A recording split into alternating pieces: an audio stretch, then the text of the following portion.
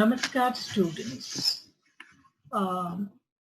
आज आपण लेक्चर 38 मध्ये जाणार. गेले लेक्चर मध्ये आपण सत्ता संतुलन बद्दल बोलले होते आणि आज आपण सत्ता काय आणि क्षमता काय आणि राज्यांची सत्ता आणि क्षमता आपण कैशी त्याची तोल करणार,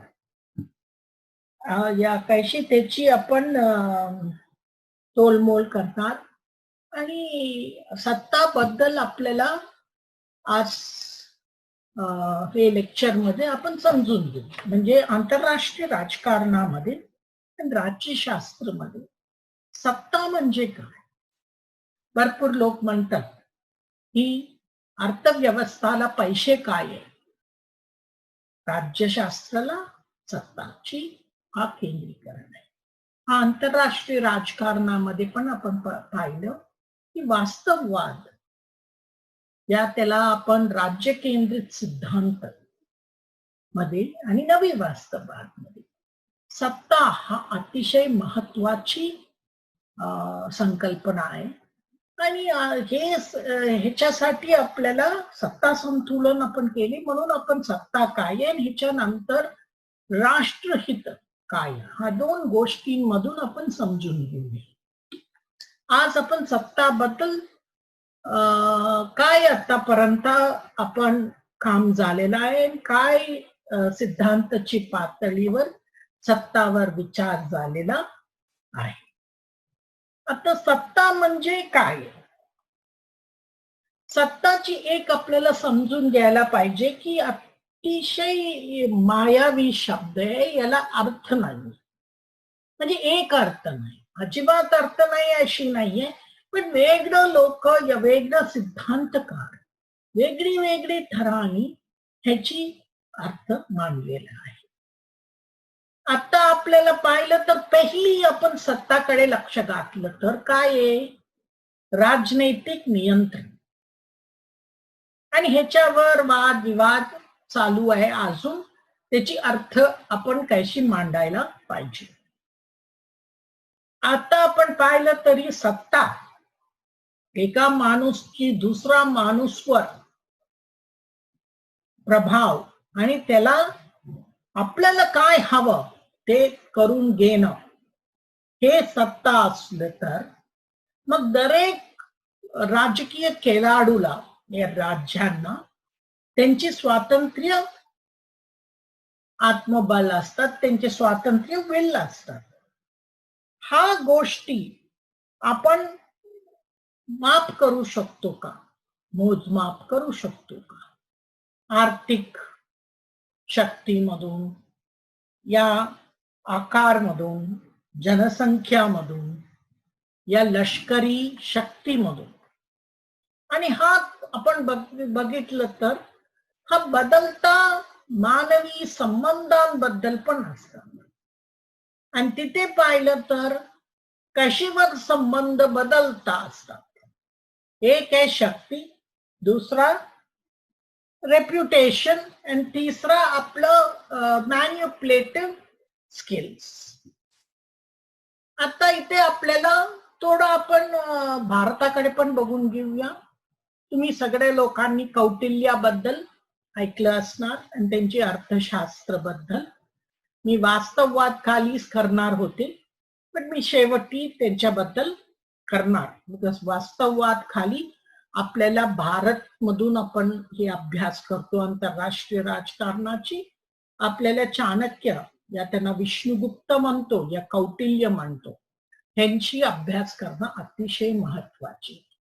आपलं भरपूर लोकांची आपलं काय होतात, आपण पाश्चिम सिद्धांतांची शिकणं आवश्यक आहे. मी नाही म्हणत कुठली ज्ञानामध्ये एका हेच करायचं, पण ज्ञानामध्ये आपली सिद्धांताला पण आपण शिकायला पाहिजे.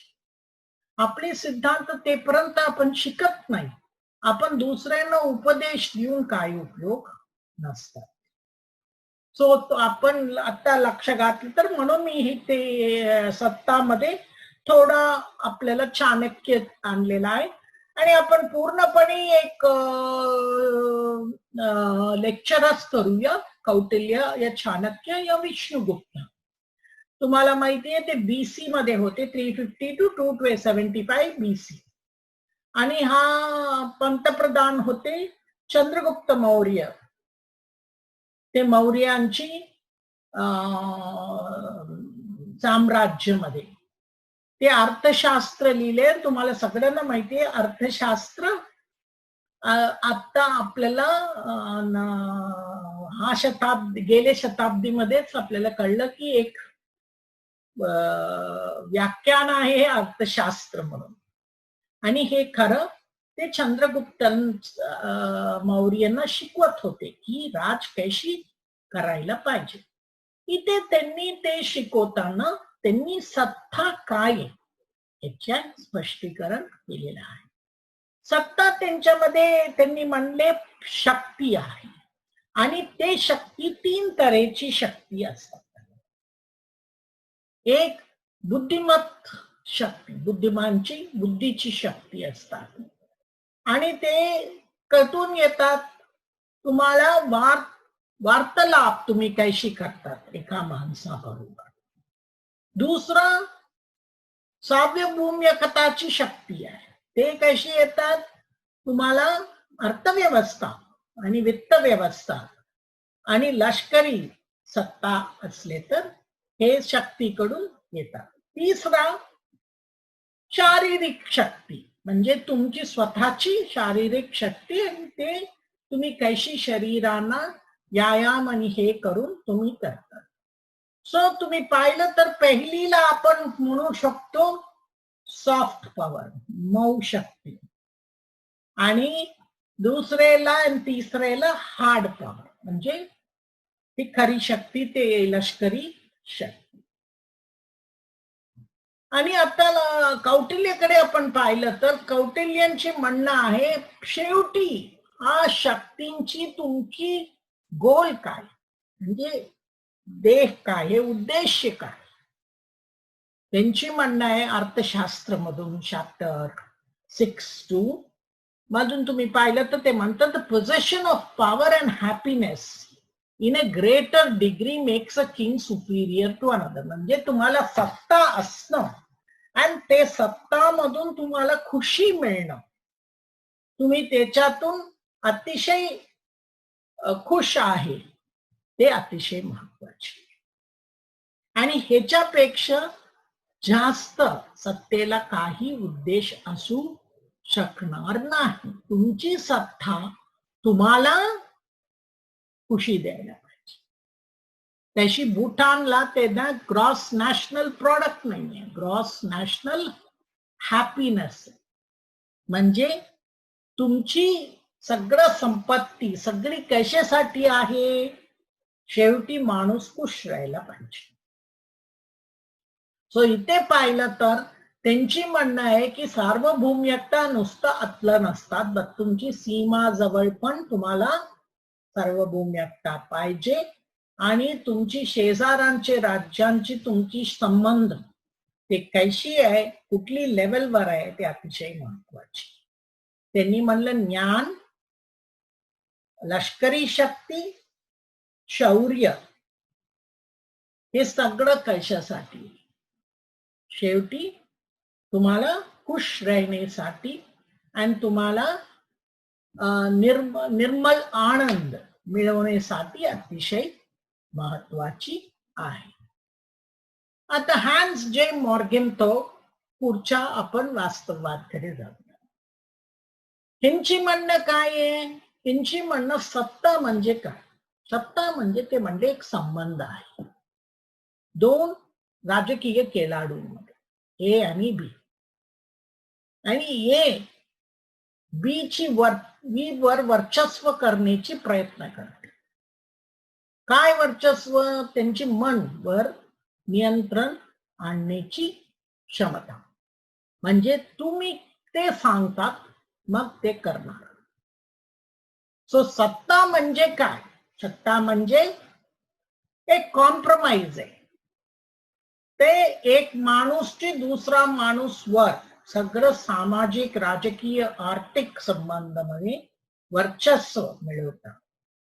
आणि येता पहिली शारीरिक हिंसा पण असू शकतात आणि आपल्यालाच न कळण्यासारखं आपल्या मनावर नियंत्रण आणण्याची आपण म्हणतो माइंड गेम्स, मनाची खेळ, ते पण असू शकतात. कोयर्शन, कोयर्शन मराठीमध्ये आपण दबावच म्हणतो. म्हणजे कोयर्शन म्हणजे ते म्हणतात ह्याच्यात कुठली सत्ता दुसऱ्यांवर करण्यासाठी कोयर्शन लागतात, दबाव लागतात. हे लष्करी असू शकतात, आर्थिक असू शकतात, मानसिक असू शकतात. आणि कोयर्शन अतिशय महत्वाची आहे. ते सत्ताची एक अतिशय महत्वाची वैशिष्ट्य आहे.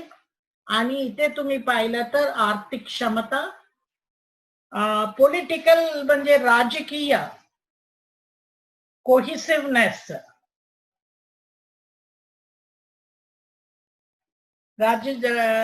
राजकीय सुसंगतता आणि इफेक्टिव्हनेस म्हणजे कितपत त्याची इफेक्टिव्ह आहे. आणि इलेक्शन या आपलं लोकतंत्रामध्ये इलेक्शन किती व्यवस्थित आपण चालू शकतो आणि नियमाप्रमाणे चालू शकतो आणि न्यायाची ह्याच्यानी आणि नैतिकता आणि ची स्किल्स आणि रेप्युटेशन हे अतिशय महत्वाची आहे. आता आपण पाहिलं तर सत्ता म्हणले तर आपण आतापर्यंत काय काय शब्द त्याला वापरतो. आपण इंग्लिश मध्ये म्हणतो समानार्थ शब्द, सिनॉनिम्स. पहिली सत्ता, दूसरी अधिकार, तीसरा इन्फ्लुएन्स प्रभाव, कोयर्शन दबाव, फोर्स दबाव. इंग्लिश मध्ये कोयर्शन आणि फोर्स मध्ये थोडा फरक म्हणतो. फोर्स म्हणजे जास्त शारीरिक आहे, कोयर्शन म्हणजे तुम्हाला थोडा सटल आणि काय म्हणू आपण सायकोलॉजिकल मनानी करण्याची हे व्यवस्था असू शकते. आता एक्सेप्टेबल डेफिनेशन म्हणजे आतापर्यंत आंतरराष्ट्रीय राजकारण या राज्यशास्त्रामध्ये सत्तासाठी आपण कुठली अर्थाला जास्त मान्य करू शकतो आहे का? नाही तर आतापर्यंत आपण कुठली वापरतो. तो इथे तुम्ही पाहिलं तर भरपूर लोक म्हणतात, भरपूर शब्द आहे त्याला आपण अजून व्यवस्थित अर्थ देऊ शकत. गुंतवणुकी कॉन्सेप्ट आहे. आणि सुप्रीम कोर्ट जज अमेरिकन ब्रायन व्हाईट त्यांनी सत्ताबद्दल त्यांनी ऑब्सिनिटी घाणपणा ते म्हणले मी बघू शकतो पण त्याला अर्थ सांगू शकत नाही. अशीच आपण सत्ता बघू शकतो पण सत्ता काय हे सांगू शकणं थोडं अवघड आहे. हे एक अम्ब्रेला कॉन्सेप्ट आहे म्हणजे छत्री सारखं सिद्धांत आहे आणि त्याला मॉर्गन टौचीज आपण घेतो. एका माणूसवर दुसरा माणूस या एक राजकीय खेळाडू दुसऱ्या राजकीय खेळाडूवर नियंत्रण ठेवण्याची आणि दबाव या आणि त्यांच्यावर वर्चस्व ठेवण्यासाठी ते काय करतात त्याची. आणि हा तुम्ही दबाव मध्ये बघू शकतो विच इज एक्सप्लिसिट थ्रेट म्हणजे तुम्हाला आव्हान धमकी शकतो या लष्करी आर्थिक आणि दुसरा साधन वापरून तुम्हाला त्यांची शक्ती आहे तुम्हाला तोच पोचवते. आणि हा प्रभाव आपण असू शकतात म्हणजे ते तुम्हाला समजून पण सांगू शकतात. सत्ता अधिकार म्हणून आपण पाहिलं तर आपण स्वतःहून हे मान्य करतो की हा आपण नियम आहे म्हणून आपण सगळे लोक ते नियम ऐकतो. कुठली राज्यामध्ये नियम असतात, कायदा असतात, ते सगळं कायदा आपण मान्य करतो. आता सत्ताकडे तुम्ही पाहिलं तर एक साधन पण आहे आणि एक उद्देश पण असू शकतो. सो सगळं लोकांनी काय म्हणते सत्ताकडे कशी बघतात, एक साधन म्हणून. अँड हा काय ability to control the behaviour of others, म्हणजे दुसऱ्यांची वर्तवणूक तुम्ही नियंत्रण मध्ये आणण्याची प्रयत्न करता. ह्याला लॉंग टर्म ऑब्जेक्टिव्ह पण असतात आणि शॉर्ट टर्म ऑब्जेक्टिव्ह पण असतात. आणि इथे तुम्ही पाहिलं तर मूल्य काय असतात, शांती, सुरक्षा, राष्ट्रीय विकास, आर्थिक विकास, लोकशाहीची वाढ,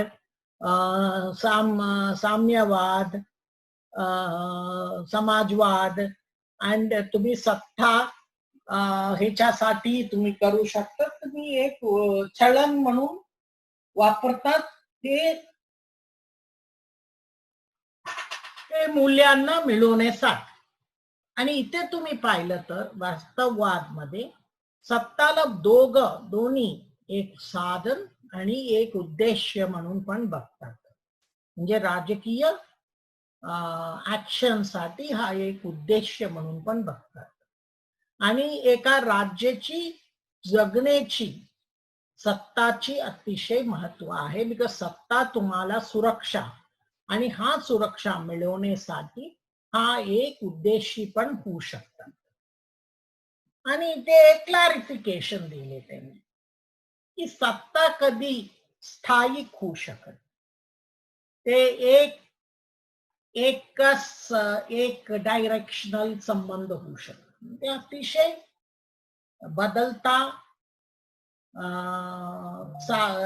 चालणं आणि त्याला फीडबॅक पण असलेला संबंध आहे. तुम्ही सत्याचे संबंधकडे तुम्ही लक्ष घातलं तर तुम्हाला हा कळेल की एका नेत्याची क्षमता, त्याची हित आणि त्याची सत्ता चालवण्याची इच्छा पण असणं अतिशय महत्वाची आहे. आणि इथे तुम्ही पाहिलं तर सत्तामध्ये ऍक्च्युअल आणि पोटेन्शियल पण असू शकतात.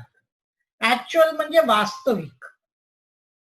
वास्तविक काय आहे आणि म्हणजे खरं सत्ता काय आहे. आणि पोटेन्शियल म्हणजे तुम्हाला काय आहे प्रक्षेपित काय होऊ शकतात तुमची सत्ता, त्याच्याकडे पण लक्ष घालतात.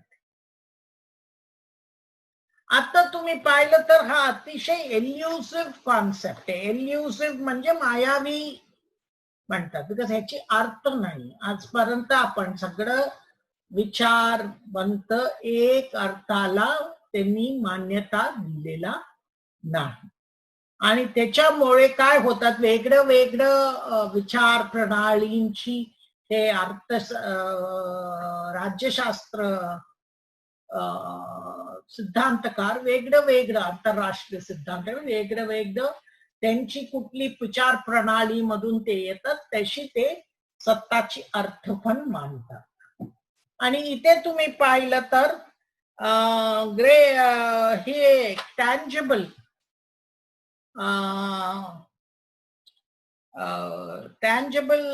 हे पाहिलं म्हणजे मूर्त आणि सत्ताकडे तुम्ही पाहिलं तर अमूर्त वैशिष्ट्य पाहिलं तर एक कुठली पण शक्तिशील राज्य कडे तुम्ही लक्ष घातलं तर त्यांची शक्ती काय आहे, कुठे आपण बघतो आर्थिक शक्ती आणि लष्करी शक्ती, आणि त्याच्या पुढे आपण कुठे बघू शकतो का या त्याची मोजणी करू शकतो का, नाही. ते मोजणी नाही करू शकत म्हणून त्याला अतिशय आपण काय म्हणतो मायावी आणि वेग पण आहे. आणि त्याच्यामुळे आपल्याला म्हणजे अस्पष्ट आहे. आणि हा अस्पष्ट असल्यामुळे आपल्याला प्रचंड प्रयत्न करावा लागतात हा सिद्धांताला कार्य करण्यासाठी. आणि ते पहिली आपल्याला हे ते पॉवरला कशी ऑपरेशनलाइज करू शकतो, म्हणजे ते मोजणी करू शकतो का नाही. ह्याच्या खाली आपल्याला 3 सिद्धांत आहे. पहिली सिद्धांत रे एस्टलाइनची आहे. हा एक अतिशय बुद्धिमत्ता कम्युनिटी म्हणजे समुदाय मधून आलेला माणूस आहे आणि त्यांनी संशोधन भरपूर केलेलं आहे.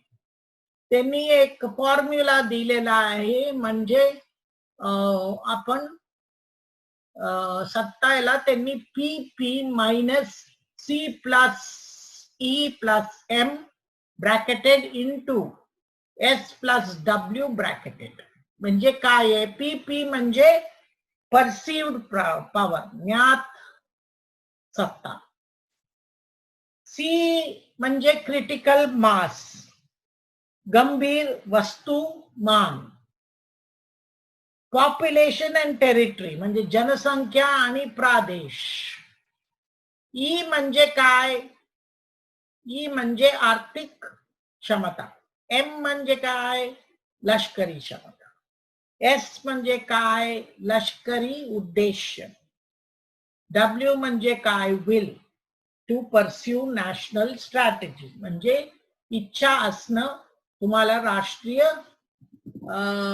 स्ट्रॅटेजी हे पुढे करण्यासाठी. दुसरा सिद्धांत काय आहे? म्हणजे पहिली रे एस्टलाइन आपल्याला सांगितलं, तुम्ही हा माझी इक्वेशन लावलं तर तुम्ही सत्ताची मोजणी करू शकता. रॉबर्ट डाल, तुम्ही सगळं राज्यशास्त्राची लोकांनी त्यांची पुस्तक वाचले असणार. त्यांनी म्हणले सत्ता म्हणजे काय?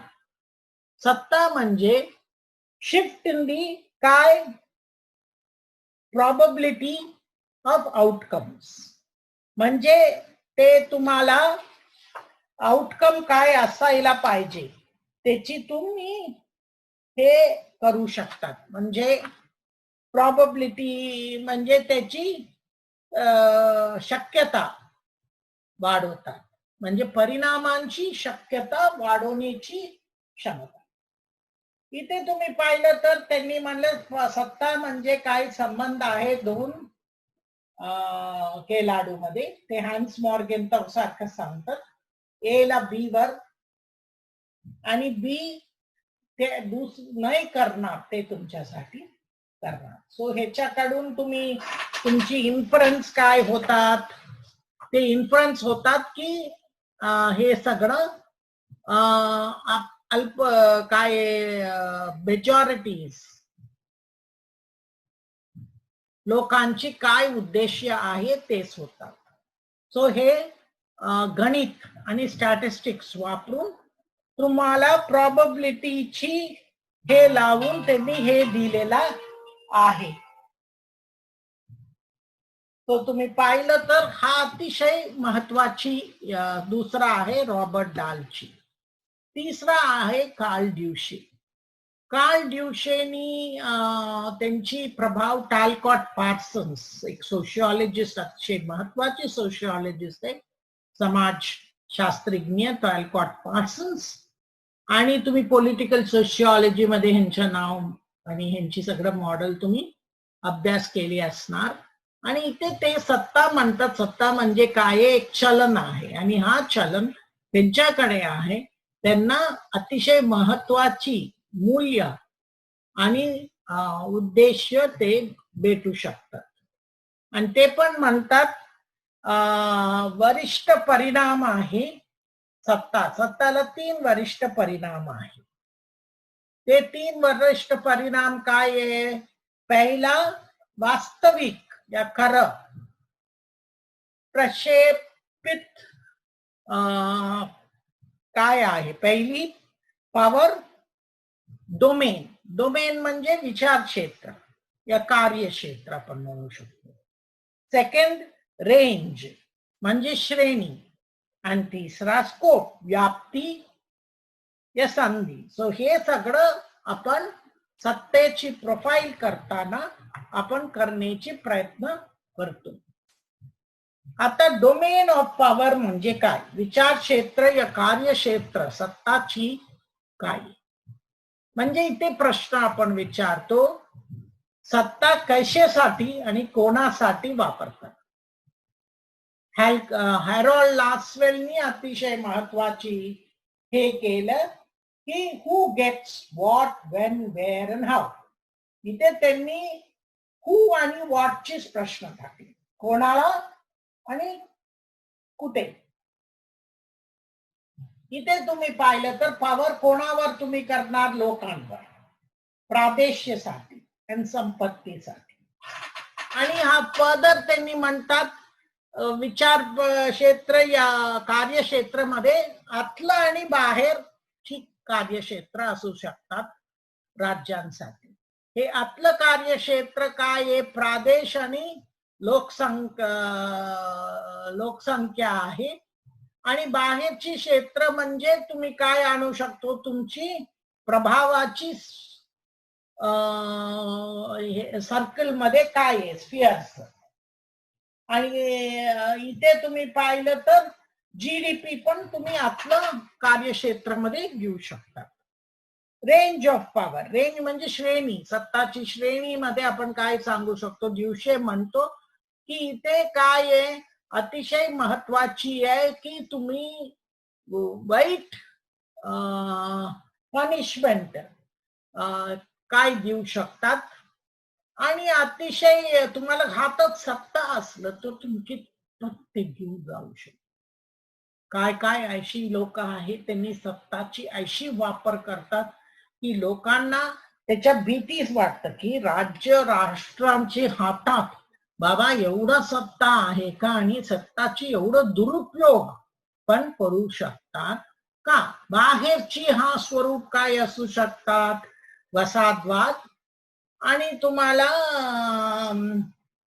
अलायन्सेस म्हणजे हे. आता स्कोप, व्याप्ती काय, सत्ताची व्याप्ती काय असू शकतात. सत्ताची व्याप्ती म्हणजे तुम्ही कुठली कुठली वर्गांमध्ये हा वर्तवणूक आणि राजकीय सत्ता आणि सरकारी सत्ता वापरू शकतात.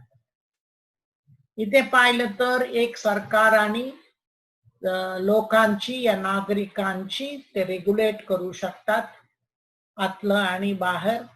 तंत्रज्ञान आणि शहरी वाढ हे सगळं त्यांनी करू शकतात. म्हणजे आतलं व्याप्ती सत्तेची काय असतात, त्यांची चलनांची ते बजेट असू शकतात त्याच्यावरनं ते. आणि बाहेरची काय आहे ती डिपेंडन्स अँड इंडिपेंडन्स. म्हणजे आपलं स्वातंत्र्य आणि स्वातंत्र्यावरनं आपलं डिपेंडन्सला आपण काय म्हणू, बेसिकली अवलंबूनपणा, आपण कोणावर अवलंबून आहे त्याची पण अतिशय महत्वाची गोष्टी असतात. तंत्रज्ञान, ऊर्जा आणि एक्स्पेशली युरेनियम, नॅचरल गॅस अशी असलं तर गुंतवणुकी, भांडवल, मग मॅनेजरियल लोक कोण आहे, आणि तुमची इन्फॉर्मेशन प्रोसेसिंग सिस्टम, माहिती प्रोसेसिंग व्यवस्थापन काय असू शकतात, ह्याच्यावर अतिशय ते स्कोप असू शकतात. आता पॉवर प्रोफाईल्सची खाली आपण टँजिबल एलिमेंट्स ऑफ पॉवर म्हणतो. टँजिबल एलिमेंट्स ऑफ पॉवरला आपण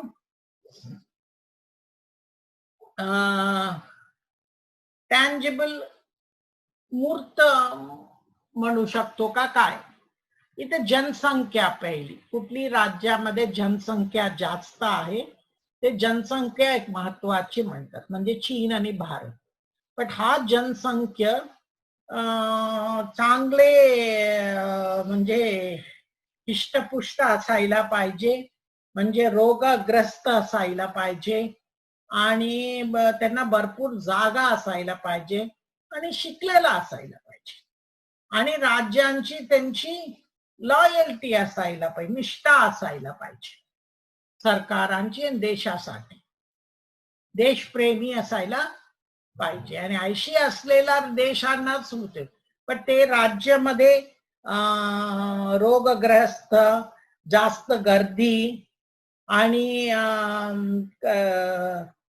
लोक काय निष्ठा नाहीये राज्यांसाठी, शिकलेला नाही, एकत्र नाही राहू शकत, आपल्यामध्ये भांडण असू शकतात कुठली ओळखांची राजकारणामुळे कशामुळे पण, ह्याच्या मग हा एक पॉझिटिव्ह म्हणून आपण घेऊ शकत नाही. दुसरा प्रादेशिक, मोठा प्रादेशिक राज्य अतिशय शक्तिशील आपण म्हणतो, बट खरं आहे का? आता तुम्ही पाहिलं तर कुठली राज्याला त्यांना सीमा असायला पाहिजे, त्यांची क्लायमेट आणि त्यांची लष्करी आणि हे लोकेशन आणि त्यांची कोण शेजारांची राज्ये. भरपूर लोकांनी म्हणतात की देवांना भारताला सगळं दिले, बट हे 2 बेकार शेजारांची राज्य दिले आपल्याला. सो हा भूगोलिक राजकारणामध्ये तुम्ही पाहिलं तर भूगोल, स्ट्रॅटेजी आणि राजकारण. सर हॅल्फर्ड मॅकिंडरची थिअरी ऐकलं तुम्ही, हार्टलँड सिद्धांत. इथे त्यांनी म्हणलं ते राज्यांना भरपूर प्रादेश आहे ते मोठा येतात. तर त्याच्यानंतर अल्फ्रेड महान आले आणि महान म्हणले ती समुद्री आणि अतिशय महत्वाची समुद्र राष्ट्रेवर आपल्याला नियंत्रण असल्याशिवाय आपण मोठा महाशक्ती होऊ शकत नाही. आणि ह्याच्यानंतर आपल्याला नॅचरल रिसोर्सेस आणि इंडस्ट्रियल कॅपॅसिटी म्हणजे आपण नैसर्गिक संसाधन आणि औद्योगिक क्षमता. आणि इथे तुम्ही पाहिलं तर तुम्हाला सगळ्यांना माहिती आहे ते नैसर्गिक सिद्धांत म्हणजे काय. त्याशी coal, iron, uranium, oil, rubber हे सगळं, आणि दुसरं नॅचरल गॅस आणि पेट्रोलियम आता अतिशय महत्वाची आहे. आणि त्याच्यानंतर तुम्ही पाहिलं तर ऍग्रिकल्चर, शेतीची क्षमता आहे आणि अतिशय महत्वाचे आत्मनिर्भर. आपण पण आता आत्मनिर्भर भारत म्हणतो. स्वावलंबी असणं अतिशय महत्वाची हे त्यांची म्हणणं. म्हणजे आपल्याला अन्न तरी आपल्यासाठी मिळवण्यासाठी अतिशय महत्व. तुम्हाला सगळ्यांना माहितीये भारत अतिशय गरीब देश म्हणून पुढे आलेला आहे आणि 1967 पर्यंत तिथपर्यंत आपल्याची अन्नाची क्रांती नाही झाली. आपल्याला सगळ्या लोकांना आपल्याला अन्न उत्पादन करणं तेवढं पण आपल्याकडे क्षमता नव्हती आणि ह्याच्यावर आपल्याला न्याय्य आणि योग्यची वितरण करणं अतिशय महत्वाची आहे. लष्करी शक्ती आणि हालचाल, मोबिलिटी. आणि इथे तुम्ही पाहिलं तर म्हणजे लोकांची म्हणणं आहे की लष्करी सत्ता, मोबिलिटी म्हणजे हे काय आहे असं अणुशस्त्र मध्ये पण आपण वापरतो. लोक म्हणतात की भारत सारखं राज्य, भारत, पाकिस्तान आणि चीन 3 आपल्याला अणुशस्त्र देश आहे आणि अणुशस्त्र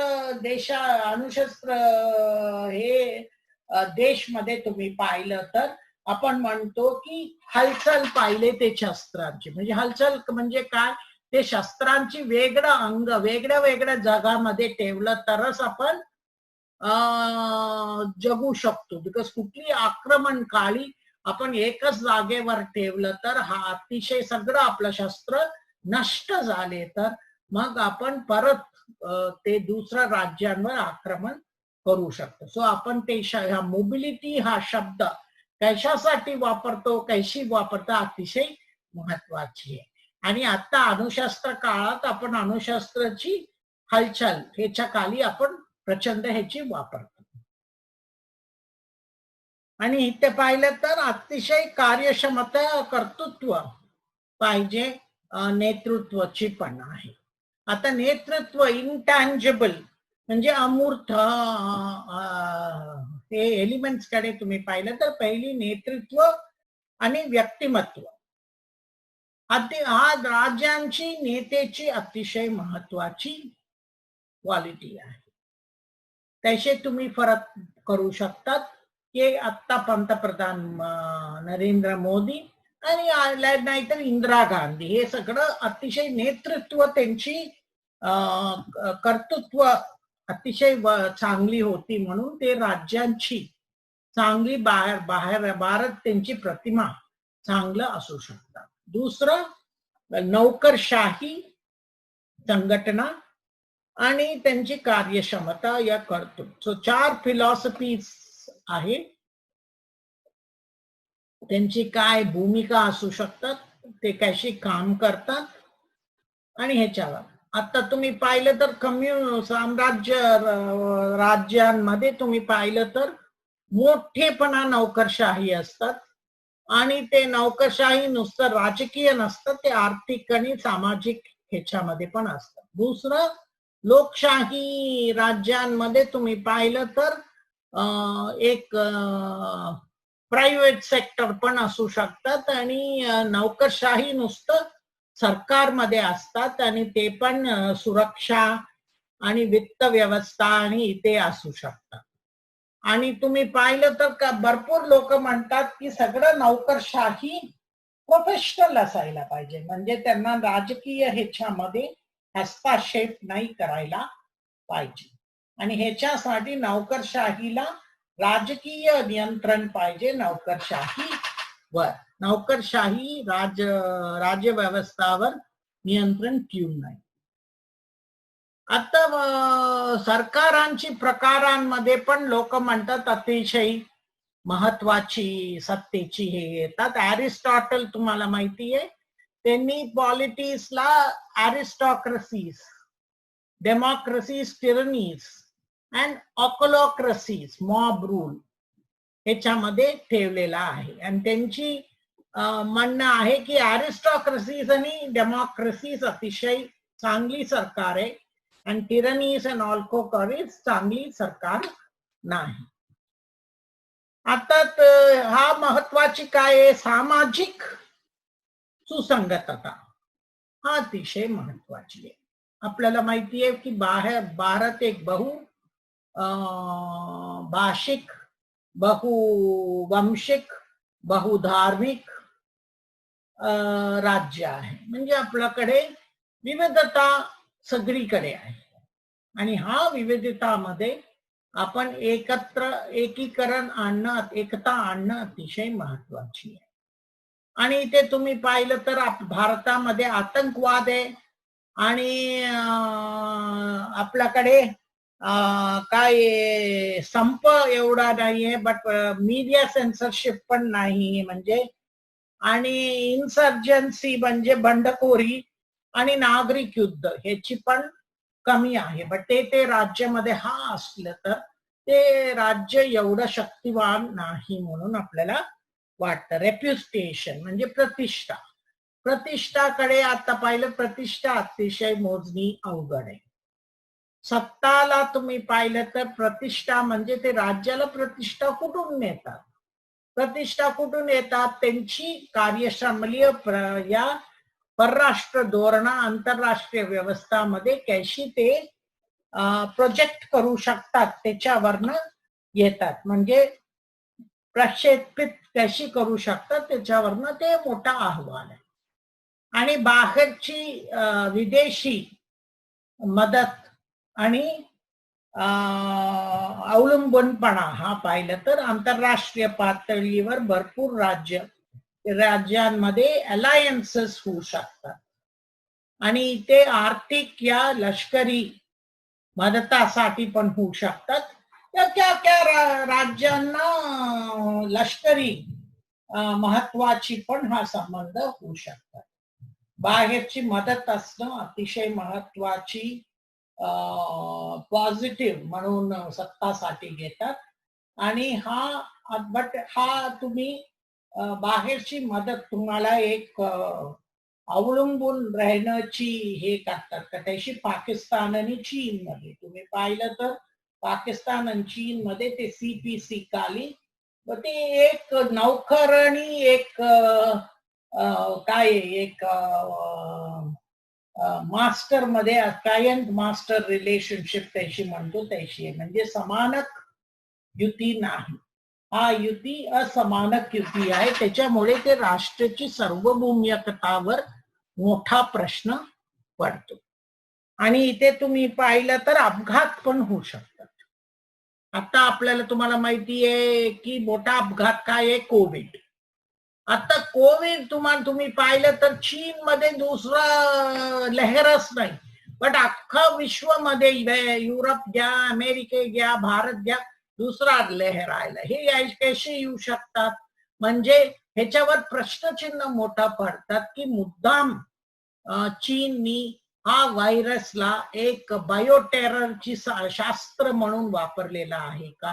आंतरराष्ट्रीय राजकारणामध्ये त्यांना वर्चस्व मिळवण्यासाठी भरपूर लोक हा प्रश्नाला पुढे करण्याची अतिशय वादविवादक आहे, हे पण घाबरतात पण आहे. अमेरिकेत तुम्ही पाहिलं तर ट्रम्पनी सरळ त्यांना चायना प्लेग आणि चायना व्हायरस म्हणलेला आहे. आणि अतिशय तुम्ही विचार करणारे लोक आहे. चीन मध्ये दुसरा लहर नाही, बट अख्खा विश्वमध्ये हा दुसरा लहर म्हणून अगेन किती लोक ह्याच्यामुळे त्यांची मृत्यू पाहिलेला आहे. आणि तुम्हाला माहिती आहे पुणे आणि महाराष्ट्र हा अतिशय वरचा आहे हे कोविड मध्ये. वर्स्ट हिट पुणे आहे म्हणतात, दिल्ली आहे. हे आता अशी आपण करू, हा काय अपघात म्हणू शकतो का? ह्याला काय म्हणणार आपण? अतिशय महत्वाची काय, बिकॉज आंतरराष्ट्रीय राजकारणामध्ये तुम्ही विचार करा, 80 अपघात सत्ता वाढवण्यासाठी काय काय राज्य मुद्दाम करतात का? ह्याला उत्तर नाही, बट हा विचार करण्याची आपल्याला अतिशय महत्वाची विषय आहे. आणि शेवटी मी तुम्हाला थॉमस हॉब्स, तुम्ही सगळं थॉमस हॉब्स ऐकलं बसा. वास्तववाद मध्ये, पारंपरिक वास्तववाद मध्ये त्यांनी काय संबंध आहे सत्ता राजकारणाचा? त्यांनी म्हणले की सगळ्या लोकांना सत्ता पाहिजे आणि याच्यासाठी इच्छा असतात, सारखे ते न मरता इच्छतात. आणि ह्याच्यासाठी काय आहे, त्याच्यामुळे त्यांनी लॉर्ड ऍक्टननी म्हणलं power corruption, absolute power corrupt absolute. म्हणजे सत्ता तुम्हाला नष्ट करणार आणि पूर्ण सत्ता पूर्णपणे तुम्हाला नष्ट करणार. आणि तुम्ही पाहिलं तर हा आपण आपल्या डोळ्यासमोर सगळ्यांमध्ये भरपूर लोकांमध्ये हे बघू पण शकतो. ह्याच्याशी आपलं हा सत्तेची लेक्चर संपलेला आहे. पुढच्या लेक्चर आपण राष्ट्रीय हितवर करूया. थँक्यू.